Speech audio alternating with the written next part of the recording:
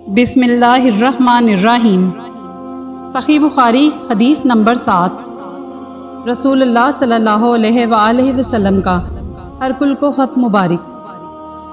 ہرقل شاہ روم نے ان کے پاس قریش کے قافلے میں ایک آدمی بلانے کو بھیجا، اور اس وقت یہ لوگ تجارت کے لیے ملک شام گئے ہوئے تھے، اور یہ وہ زمانہ تھا جب رسول اللہ صلی اللہ علیہ وآلہ وسلم نے قریش اور ابو سفیان سے ایک وقتی عہد کیا ہوا تھا۔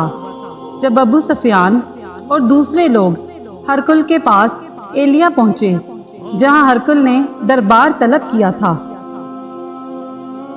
اس کے گرد روم کے بڑے بڑے لوگ، علماء، وزراء، امراء بیٹھے ہوئے تھے۔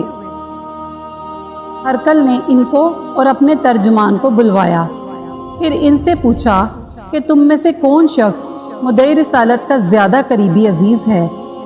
ابو سفیان کہتے ہیں کہ میں بول اٹھا کہ میں اس کا سب سے زیادہ قریبی رشتہ دار ہوں۔ یہ سن کر ہرقل نے حکم دیا کہ اس کو ابو سفیان کو میرے قریب لا کر بٹھاؤ، اور اس کے ساتھیوں کو اس کی پیٹھ کے پیچھے بٹھا دو۔ پھر اپنے ترجمان سے کہا کہ ان لوگوں سے کہہ دو کہ میں ابو سفیان سے اس شخص کے یعنی محمد صلی اللہ علیہ وآلہ وسلم کے حالات پوچھتا ہوں۔ اگر یہ مجھ سے کسی بات میں جھوٹ بول دے تو تم اس کا جھوٹ ظاہر کر دینا۔ ابو سفیان کا قول ہے کہ اللہ کی قسم، اگر مجھے یہ غیرت نہ آتی کہ یہ لوگ مجھ کو جھٹلائیں گے تو میں آپ صلی اللہ علیہ وآلہ وسلم کی نسبت ضرور غلط گوئی سے کام لیتا۔ خیر، پہلی بات جو ہرقل نے مجھ سے پوچھی وہ یہ کہ اس شخص کا خاندان تم لوگوں میں کیسا ہے؟ میں نے کہا وہ تو بڑے اونچے عالی نسب والے ہیں۔ کہنے لگا اس سے پہلے بھی کسی نے تم لوگوں میں ایسی بات کہی تھی؟ میں نے کہا نہیں۔ کہنے لگا اچھا، اس کے بڑوں میں کوئی بادشاہ ہوا ہے؟ میں نے کہا نہیں۔ پھر اس نے کہا بڑے لوگوں نے اس کی پیروی اختیار کی ہے یا کمزوروں نے؟ میں نے کہا نہیں، کمزوروں نے۔ پھر کہنے لگا اس کے بعد اس کے تابع دار روز بڑھتے جاتے ہیں یا کوئی ساتھی پھر بھی جاتا ہے؟ میں نے کہا نہیں۔ کہنے لگا کیا اپنے اس دعوی نبوت سے پہلے کبھی کسی بھی موقع پر اس نے جھوٹ بولا ہے؟ میں نے کہا نہیں، اور اب ہماری اس سے صلح کی ایک مقررہ مدت ٹھہری ہوئی ہے، معلوم نہیں وہ اس میں کیا کرنے والا ہے۔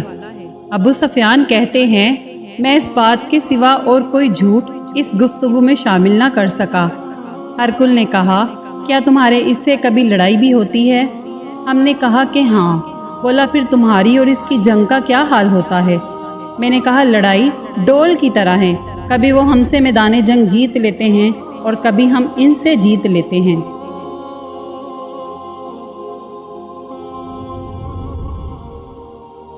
ہرقل نے پوچھا وہ تمہیں کس بات کا حکم دیتا ہے؟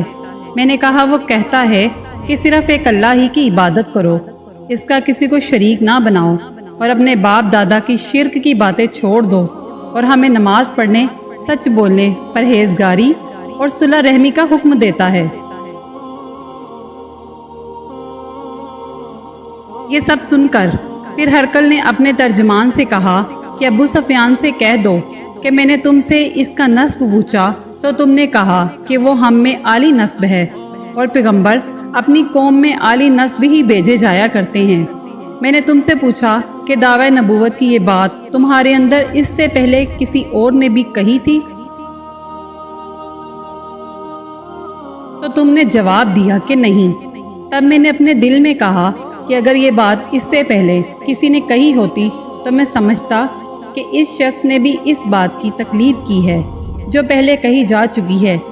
میں نے تم سے پوچھا کہ اس کے بڑوں میں کوئی بادشاہ بھی گزرا ہے؟ تو تم نے کہا کہ نہیں۔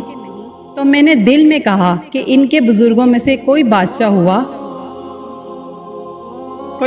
ہوا ہوگا تو کہہ دوں گا کہ وہ شخص اس بہانے اپنے آباء و اجداد کی بادشاہت اور ان کا ملک دوبارہ حاصل کرنا چاہتا ہے۔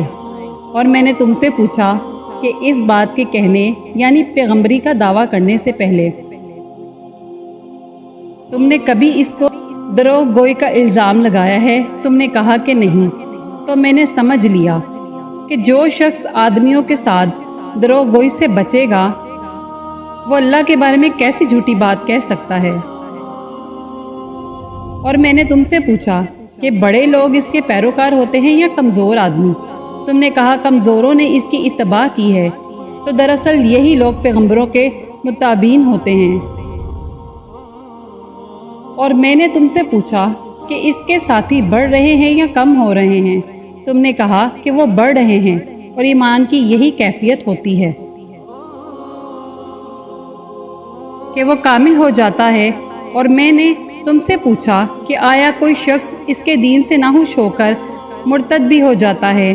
تو تم نے کہا نہیں۔